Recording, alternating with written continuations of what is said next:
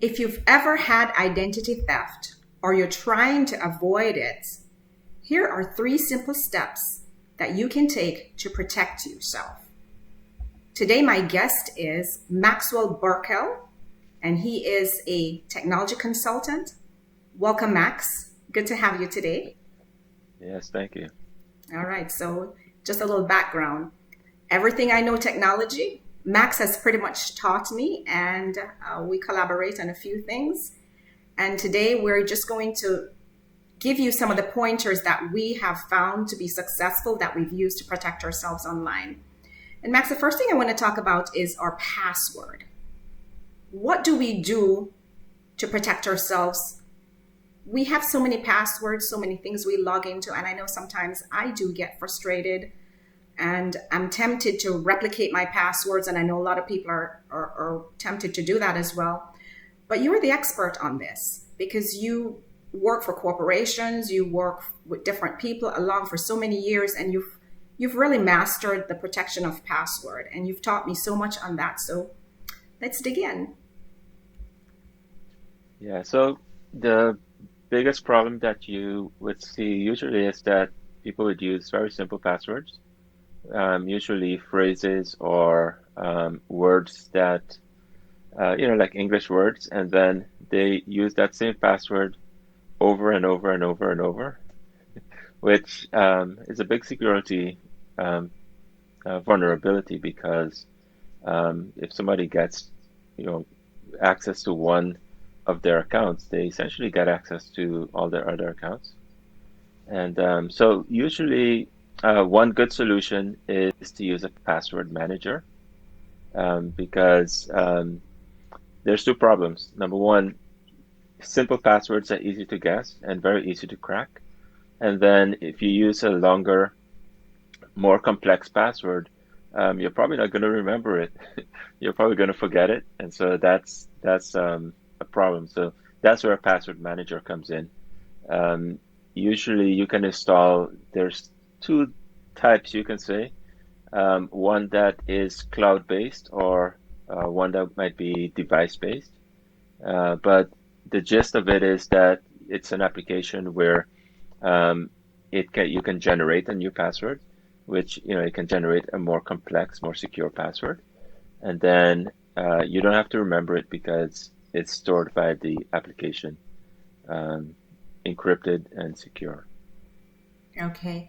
Now, when we say password manager, just in case we don't understand fully what a password manager is, and I know that I spoke to somebody about using the password manager, and they're thinking that artificial intelligence is one way that can crack your password. So talk to us a little bit more about what really is a password manager and maybe some suggestions of some of the more user-friendly ones out there, pros and cons, so that we can get a good understanding of the best way to navigate this safely.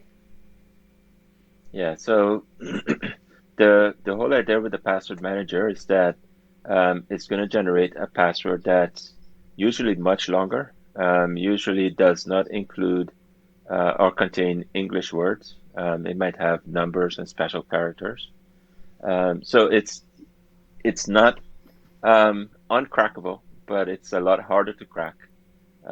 You need a lot more computing power to be able to crack a very secure password. So that's the main goal or reason for using one. So you can generate and use much stronger passwords, and you don't have to remember them because they're stored in the password manager. Pretty much a password manager would use some encryption algorithm to secure the passwords. And so the real choice is, do you want to use a password manager that is cloud-based or one that is device-based? The advantage of using one that's cloud-based is that you can access your password pretty much anywhere, and you can have it sync across your different devices. Probably one very popular password managing solution is if you use Apple's devices, it's called a keychain. And if you have iCloud and you are using an Apple device, you can have your passwords sync across all your devices. So, you go to the browser, you need to log in. You can easily access your password and log into different sites, wherever. Then there's also, for some folks, they might not like the idea of their passwords being stored in the cloud somewhere, because even though it's encrypted and secure, once something's online, it's possible that somebody could try to access it.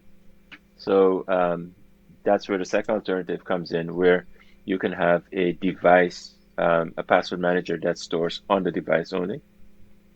So with those, your passwords never get off the device; they stay on the device. Now, the drawback with that is what happens if you lose your device, right? Right. So usually, if you go that route, then you want to have some type of a backup solution where you back up the passwords. Pretty much with almost all password managers, the way it works is that they'll store the data in a encrypted file. So even for on-device solutions, you can back up that file, and then you can then either restore it or find it, load it from a backup in case you lose your device. Now, as far as some different options, I mean, there's a couple of very popular solutions. You have 1Password, LastPass. Those are very popular cloud-based password managers. And then device only, it's like RoboForms and KeepPass.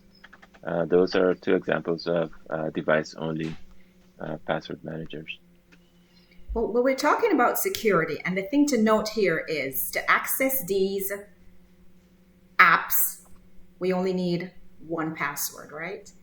So let's talk about making sure that that 1Password is difficult, because all you need to remember is 1Password. You need to store it somewhere. You need to make it very difficult for someone to get in. And let's face it, we can't prevent 100% ourselves from being hacked or being breached, right? But we're going to do the best we can always. And in addition to having this 1Password, we should try to change it. How often? So just on the topic of password managers, they encrypt your data, right? But to encrypt the data, they usually would use a quote unquote master password or master code. So if that one code is compromised, someone would get access to all of your passwords. Yes. So that's why some folks are apprehensive about using cloud-based password managers, because the weak link is that 1Password. And if you forget that password again, since it's encrypted, if you forget that password, you don't have access to all of the other passwords that you created. So it needs to be something that you can remember and not forget. So that is potentially the weak link with using a password manager. At the end of the day, it still comes back to a password, and that password needs to be secure, and it needs to be something that you remember and not forget, because typically, since these are very sophisticated algorithms that they use to encrypt the file, you can't reverse it if you forget your password. So you do have to remember that 1Password.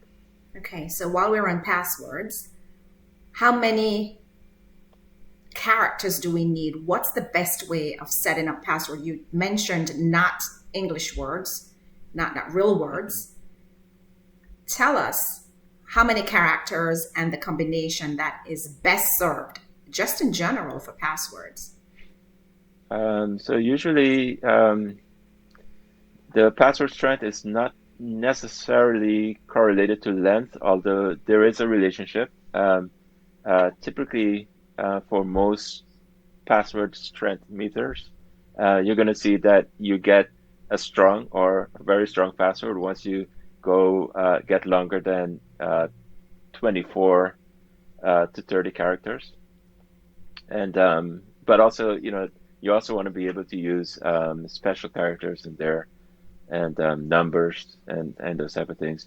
Um, Although at the end of the day, it also depends on the site or the application you're creating the password for, because they might have a password policy where it might actually not be secure. Especially when you look at much older companies that existed a long time.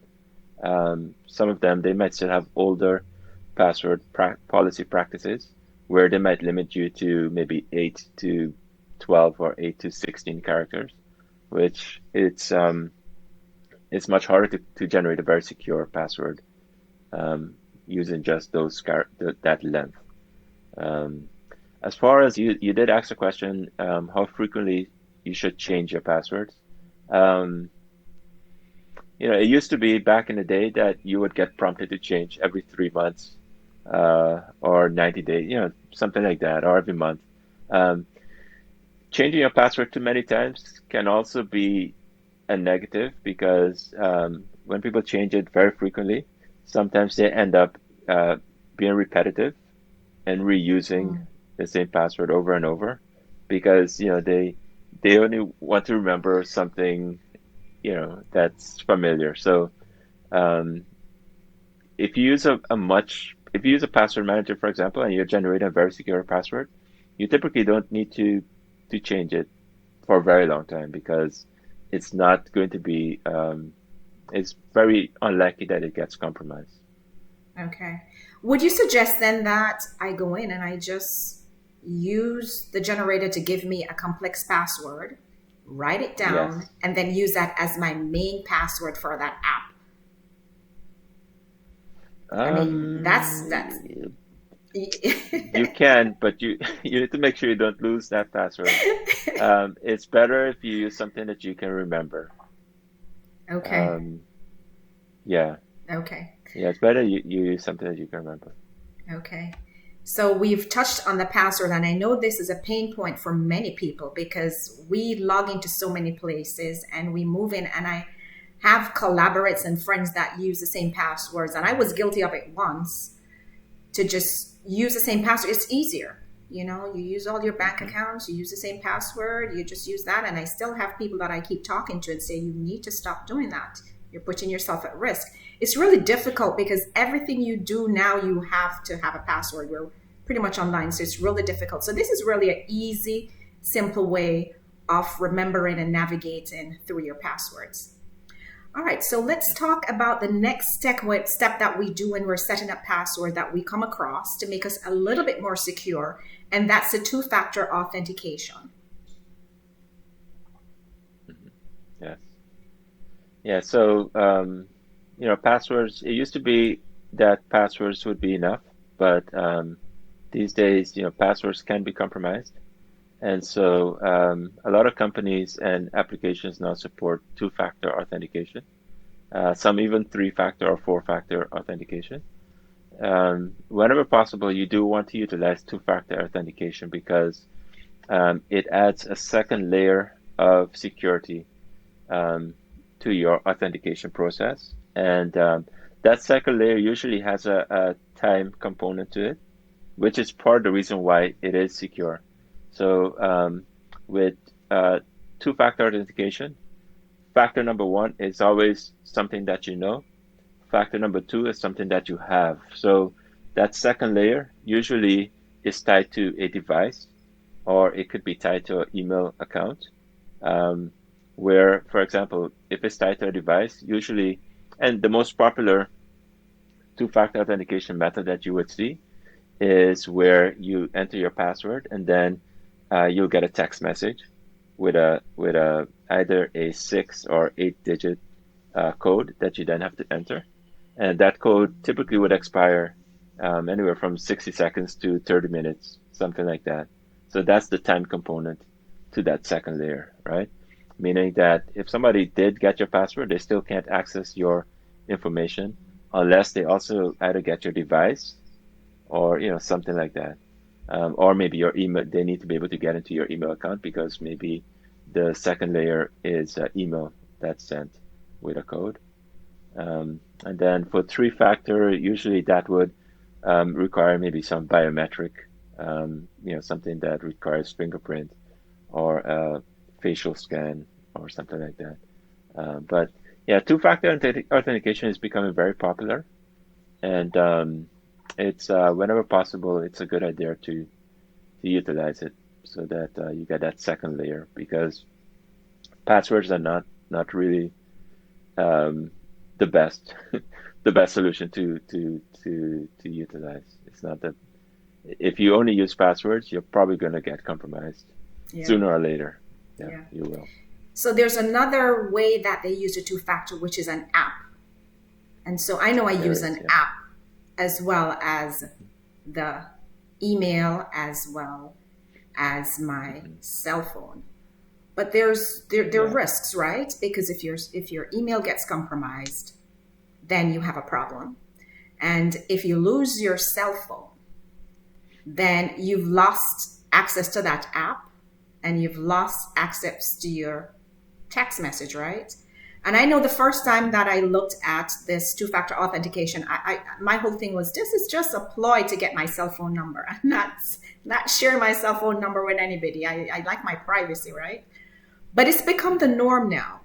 And It if you is. have an app, if you're using an app to authenticate on your phone, you need to back that data up, because if you lose that phone, Mhm.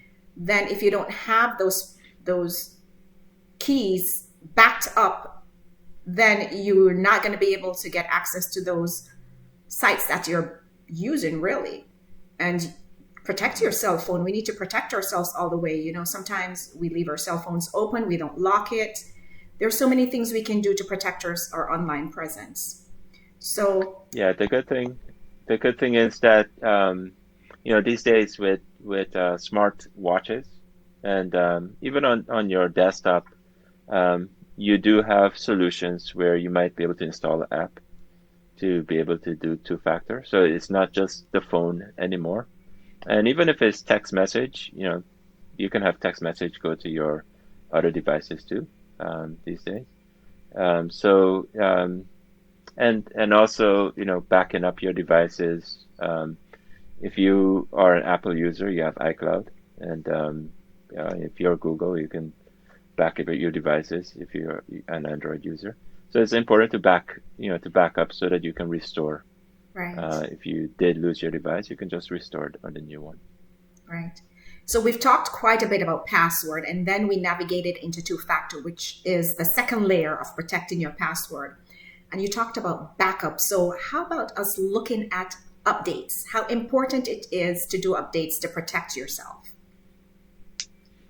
Yeah, so updates are important for your devices. The main reason is security patches, and because with whenever you install new software or the operating system on your device, there's always going to be um, bugs that might be found or issues that are fixed. So it's always important to keep your software up to date so that you have the latest level of protection. Um, Depending on your device, you might not always install the update immediately when it comes out. You might wait a week or two just in case there's any bugs or issues with the update. But yeah, it's generally very good practice to keep your devices up to date as much as possible so that you can have the latest security patches for your Right, device. right. So when we talk about device, and in general terms, we're talking about your cell phone, your computer. There are a lot of people who Hmm. do not update their Windows or their Mac for different reasons, and they don't realize that they're actually leaving themselves open to vulnerabilities. So Yeah, it's about keeping everything up to date. The updates can be annoying if they're pushing it out over and over again, but it's about security. It's about protecting you, securing you from being breached. And so, hmm, we need to be able to just follow suit. And when those updates are pushed out on your cell phone and on your computer, go ahead and back them up. yeah, So, yeah. And there's also something to be said for the device. Well, when you talk about mobile phones, for example, um, it depends on the vendor, like the phone that you buy. So for example, Apple, they support, they provide 5 year support, software support for their devices. Mm-hmm. So you know you're going to get security patches going 5 years back. And the software also runs on the old devices pretty good. If you are using an Android phone, particularly from a vendor that's not very big, usually you'll end up getting software support 1 to maybe 2 years. So, Samsung is pretty good at providing, support, but some of the smaller vendors, you might not get um, a lot of security updates if you have a much older device. Right. So that's always something to also keep in mind because if you're using a very old device, you could be open to exploits, vulnerability exploits. That's a very Um, good point. That's a very good point. The old phones, after a while, some Androids, after 2 years, you're yeah, left out in the open, and we need to, exactly. Yeah, yeah, you're yeah, very vulnerable. yeah, yeah. Well, Max, this has been a good conversation, and thank you for being my guest today. And the next topic I want to hit would be website updates because that is also an issue. So, but we'll leave this for here today. And thank you so much. Okay, And thanks for having yes, me. yes, yes, yes. If you enjoyed this video, hit the link, subscribe, and see our next video over here. Have a good day. Thank you.